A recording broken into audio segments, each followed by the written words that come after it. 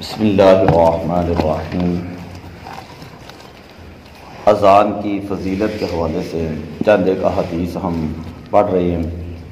حضرت سیدنا انس بن مالک رضی اللہ تعالی عنہ سے مروی ہیں، فرماتے حضور علیہ الصلوۃ والسلام نے ارشاد فرمایا، جس علاقے کے اندر، بستی کے اندر اذان کہی جائے، اللہ تعالیٰ اپنے عذاب سے اس دن اسے محفوظ رکھے گا۔ اور حضرت ماقل بن یسار رضی اللہ تعالیٰ عنہ کی حدیث کے الفاظ ہیں کہ جس قوم کے اندر صبح کے وقت اذان پڑی ہے، اللہ تعالیٰ شام تک ان لوگوں کو اپنے عذاب سے محفوظ رکھتا ہے، اور جن لوگوں کے اندر شام کو اذان پڑی جائے، اللہ تعالیٰ علاقے کے لوگوں کو صبح تک اپنے عذاب سے محفوظ رکھتا ہے، اپنی خاص امان کے اندر رکھتا ہے۔ حضرت سیدنا ابو سعید خدری رضی اللہ تعالیٰ عنہ بیان کرتے ہیں، حضور علیہ الصلوۃ والسلام نے ارشاد فرمایا، اگر لوگوں کو پتہ چل جائے کہ اذان کا ثواب کتنا ہے تو لوگ ایک دوسرے کے ساتھ تلواروں کے ذریعے ایک دوسرے پر حملہ کریں۔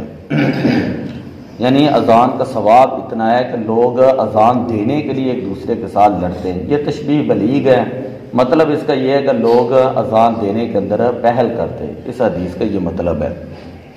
اس حدیث پاک کے اندر تشبیہ بلیغ کو بیان کیا گیا۔ حضرت ابن عباس رضی اللہ تعالیٰ عنہ سے مروی فرماتے حضور علیہ الصلوۃ والسلام نے ارشاد فرمایا، جس بندے نے 7 سال تک اللہ کی رضا کے لیے اذان پڑھی، اللہ تعالیٰ اس بندے کے لیے جہنم سے آزادی جو ہے وہ لکھ دیتا ہے۔ ایک روایت کے اندر 12 سال کے الفاظ ہیں کہ جس نے 12 سال تک اللہ کی رضا کے لیے اذان پڑھی تو اس بندے کے لیے جنت واجب ہو جاتی ہیں، اور ہر روز اس کی اذان کے بدلے میں 60 نیکیاں اور اقامت کے بدلے میں 30 نیکیاں جو ہیں وہ لکھی جاتی ہیں۔ حدیث پاک کے اندر آتا ہے حضور علیہ الصلوۃ والسلام نے ارشاد فرمایا، مؤذن جو ہوتے ہیں کل قیامت والے دن اس انداز کے اندر آئیں گے کہ جنت کی اونٹنیوں پر سوار ہوں گے، اور ان کے آگے حضرت سیدنا بلال حبشی رضی اللہ تعالی عنہ ہوں گے، اور وہ تمام کے تمام لوگ جو ہیں بلند آواز کے ساتھ اذانیں کہہ رہے ہوں گے۔ اہل معاشر ان کی طرف دیکھیں گے اور حیرت زدہ ہوں گے، یہ کون سے لوگ ہیں کہ آج ہر شخص خوف کے اندر ہے لیکن ان کو کوئی خوف نہیں، ہر کوئی بندہ پریشان ہے، غمگین ہے، لیکن ان کے چہروں کے اوپر کوئی پریشانی کے آثار موجود نہیں۔ حدیث پاک کے اندر آتا ہے حضور علیہ الصلوۃ والسلام نے ارشاد فرمایا، جب اذان کہی جاتی ہے تو جنت کے دروازے اور آسمان کے دروازے جو ہیں ان کو کھول دیا جاتا ہے، اور اذان جب کہی جائے انسان جو بھی دعا کرے اللہ تعالیٰ اس بندے کی دعا کو قبول فرماتا ہے، اس بندے کی دعا رد نہیں ہوتی۔ اسی طرح ایک حدیث پاک کے اندر آتا ہے، بخاری مسلم کی ہے، نبی اکرم صلی اللہ علیہ وسلم نے فرمایا، جو بندہ اذان سن کر یہ دعا پڑھے، جو اذان کے بعد والی دعا اللہم رب ہذہ الدعوۃ التامہ، تو فرمایا کہ اس بندے کے لیے میری شفاعت جو ہے وہ واجب ہو چکی ہے۔ سمجھ آ گئی کہ حضور علیہ الصلوۃ والسلام سے اگر محبت ہے تو یہ چند ایک الفاظ ہیں، یہ کوئی زیادہ لمبی دعا بھی نہیں، 1-2 لائنوں کی دعا ہیں، تو ہمیں کوشش یہ کرنی چاہیے اگر کسی کو نہیں بھی یاد تو وہ اس کو یاد کر لیں، کہ یہ سمجھ کر یاد کر لیں کہ حضور علیہ الصلوۃ والسلام کا میں نے فرمان سنا ہوا ہے۔ جو بندہ اذان کی آواز سن کر اس کا جواب دیتا ہے، اللہ تعالیٰ ہر کلمے کے بدلے میں اس بندے کو 10 لاکھ نیکیاں جو ہے وہ عطا فرماتا ہے۔ اور عورتوں کے بارے میں بھی یہی حکم ہے کہ اذان کی آواز سنیں تو اپنے دل کے اندر آہستہ آواز کے اندر جو ہے اذان کا جواب دیں۔ حضور علیہ الصلوۃ والسلام نے فرمایا کہ اذان اللہ کا حکم ہے، تو جو بندہ اذان کہے اور لوگوں کو نماز کے لیے بلائے تو فرمائے لا یؤذن الا متودع، تو باوضو ہو کر اذان پڑھی جائے۔ علماء نے یہاں پر اور بہت ساری باتیں لکھی ہیں کہ اذان کی بڑی فضیلت ہے، اذان کے بڑے کالم فقہی مسائل شروع کریں گے۔ اذان کی بڑی فضیلت ہے، اگر بالفرض کسی کے گھر کے اندر کوئی جنات وغیرہ ہوں تو وہاں اذان پڑھی جائیں تو یہ چیزیں وہاں پر نہیں ٹھہرتی۔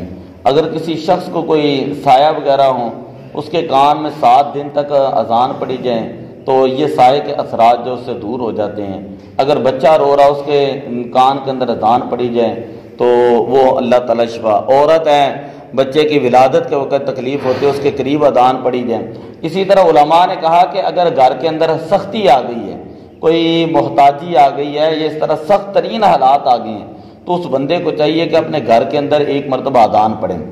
جب وہ اذان پڑھے گا تو اذان کی برکت سے اللہ تعالیٰ وہاں کی سختیوں کو جو ہے وہ دور فرما دیتا ہے.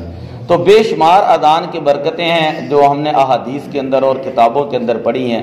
تو کوشش یہ کرنی چاہیے بجائے اس کے کہ آپ اپنی عورتوں کو بھیجیں کہ جاؤ جی جعلی پیر کے پاس ہیں اور وہاں سے جا کے جو وہ تویز لے کر آؤ. اور جو ہمارے معاشرے کے اندر تویز کے نام کے اوپر کاروبار شروع ہو چکے ہیں، اللہ الامان والحفیظ، کہ اللہ تعالیٰ کے پناہ ہے کہ یہ پیر جو ہے، جو جعلی پیروں کی میں بات کر رہا ہوں، وگرنہ ہم تو الحمدللہ سارے بزرگان دین کا جو ہے وہ عرس بھی منانے والے لوگ ہیں اور ہم ان کو ماننے والے لوگ ہیں. انہی کی تعلیمات کو آگے ہم اب وہ پہنچا بھی رہے ہیں.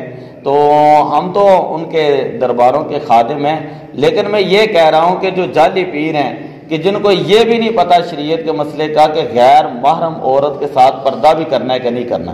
غیر محرم عورت کو کہنا کہ تو پردے کے اندر رہیں، لیکن ننگے منہ عورتیں ان کے پاس بیٹھی ہیں، وہ ان کے جسموں کو ٹچ کر رہے ہیں. تو اس طرح کی شفا کیسے مل سکتی ہے؟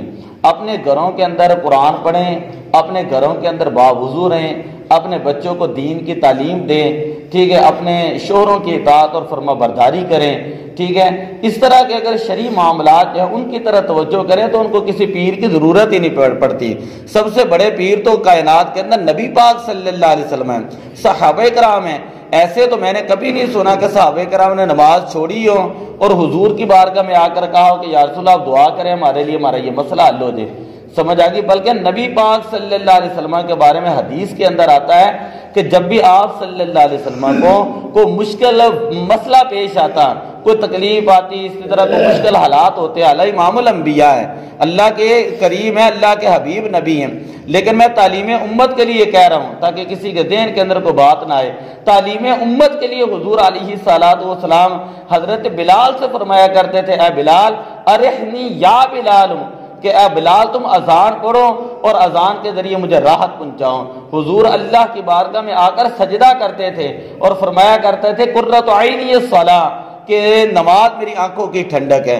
گھر کے اندر قرآن کھولنا نہیں، کئی دن ہو چکے ہیں گھر کے اندر نماز پڑھنی نہیں، پاکی پلیدی کا پتہ نہیں، اور ذرا سا مسئلہ بنا ہے تو جا کر جی ہم فلاں پیر نے ایسے کہا فلاں، اس کی بات کو ان لوگوں کو بڑی سمجھ آ جاتی ہے.